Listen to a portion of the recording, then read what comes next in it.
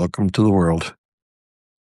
All right, welcome into our instant reaction here on the Tailgater Setup Podcast. Brian Lennon, along with Scary McDaniel and our resident college football expert, Mr. John Carmella.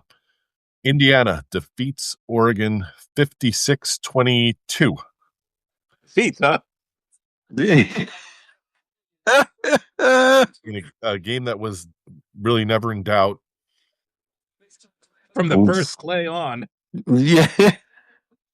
Pick six, and Oregon responded. They drove and scored a touchdown, but after that, it was all Indiana. Yeah, that was something. We said that Oregon may struggle to move the ball. They didn't on their second possession. We said that Fernando Mendoza looked like he could carve them up. I think he finished with 5 touchdown passes and 3 incompletions. Yeah. So, yep. And but even more terrifying was the defense set them up twice with short fields. Special teams blocked a punt and set them up with a short field. Listen, we've been saying it since this game in early October. This is the most complete team. And scary thing to think about is they just keep getting better every week. Yeah. Yeah. So as excited as Miami was to get to the game yesterday. Yeah. They're already projected as an 8-point underdog. Jeez.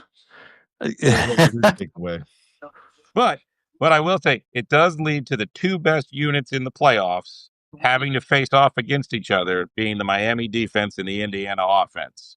Yeah, so it will be interesting to see them match up against each other. Yeah, for the first quarter. Yeah, for first couple drives, maybe that might be about it. I don't like Indiana. They just look lights out tonight. They couldn't do anything wrong. Even his run and fumble. There was a guy standing there.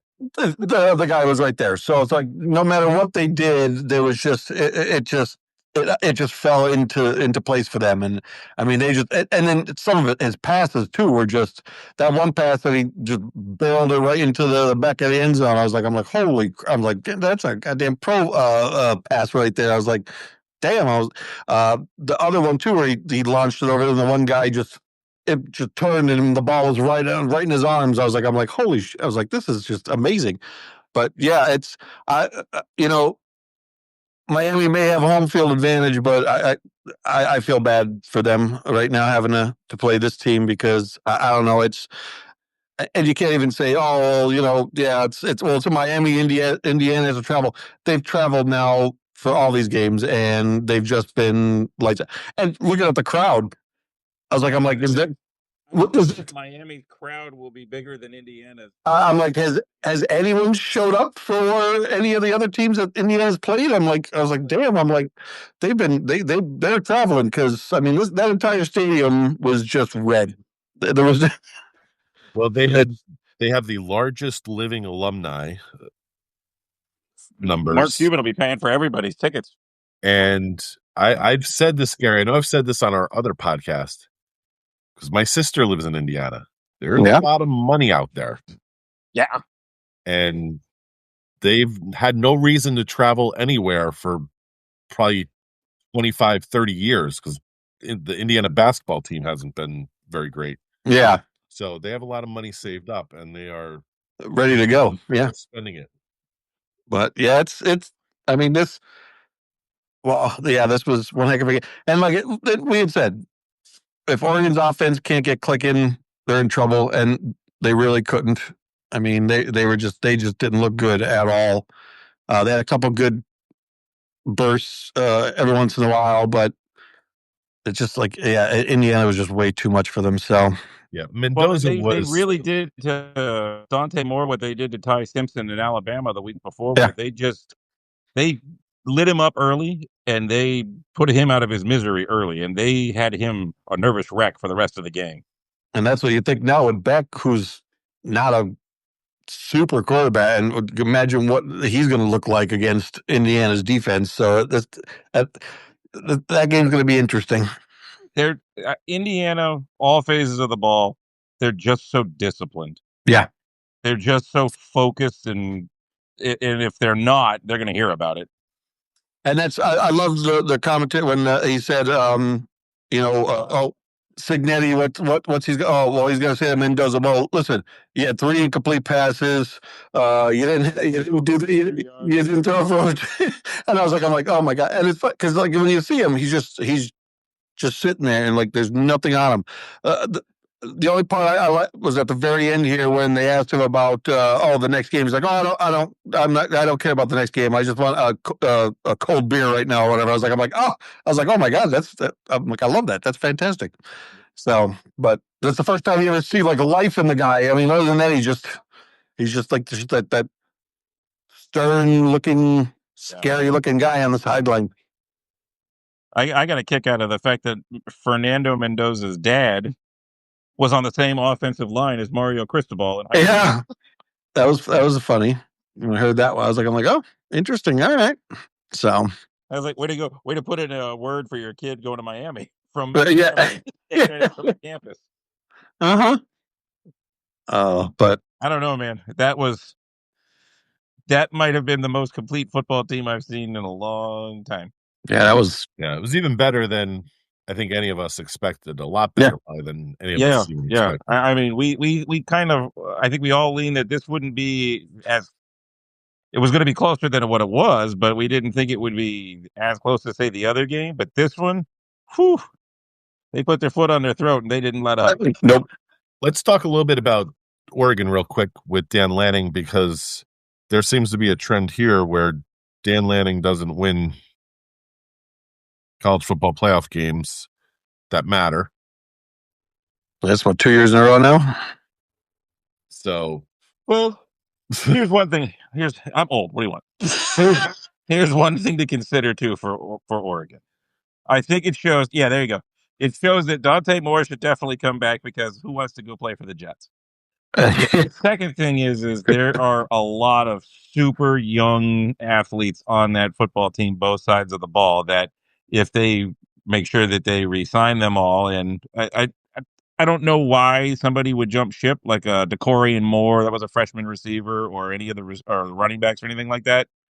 I don't see that happening, but they can build off of this too. And then you can have this conversation next year when it's maybe a little bit more seasoned veteran team versus these guys are freshmen and sophomores all the way around. So I'll give them the benefit of the doubt there, but it does beg the question of what do you do next year if this is supposed to be the young team and they're more grizzled vets next year and it happens again. What are we talking about again? Yeah. Yeah. And Oregon was playing without their like two leading best rushers. running backs. Two of them. Mhm. Two best. Yeah. Yes. So they were a little shorthanded. So Yeah, what did they do? They transferred a safety and a linebacker this week over to fill in Offense, some yep. at running back. Oh my Lord. it's been a long week, Gary. Yeah. Hello, you're back. Yes. All right. So it is Indiana in a rout over Oregon. The next game is the national championship. The ACC's Miami Hurricanes versus the Big Ten's Indiana University Hoosiers. Now wait. Hoosiers. Has anybody figured out the answer to my trivia question from yes. last time? Does that what major entity will not be at the national championship game because Indiana won and Miami won? He's previously. Is it Ohio State, Alabama? Nothing to do with the schools. You ready? Nike will not be represented at the national championship game. Oh, because they're both sponsored by Adidas. They're both by Adidas. Oh, okay. Wow. How about that? That's a good When's one. the last time that anybody said that? Yeah. Interesting. It was just an interesting thing seeing that glowing logo on Miami's uniforms last night and going, I know Indiana's an Adidas school. I just seen Signetti walk by with the big Adidas on his shirt. I was like, oh, okay, yeah. Yep. Wow. Monday night Okay. at the national championship game. Interesting.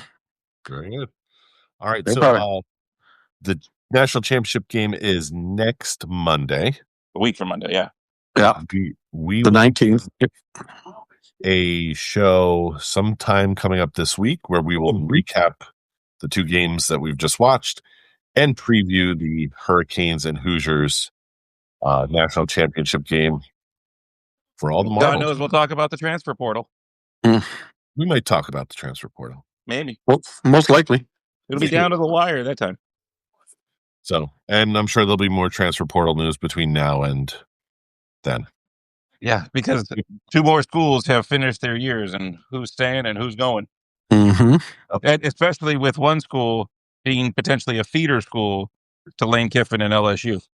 I guess they've already pulled two guys from Ole Miss today. Oh, okay. All right, we'll see. Interesting. So, thanks for joining us. For Gary and John, I'm Brian. Have a good evening. Get some rest. Good night. Bye. Old Guy Podcast. Yeah. Okay.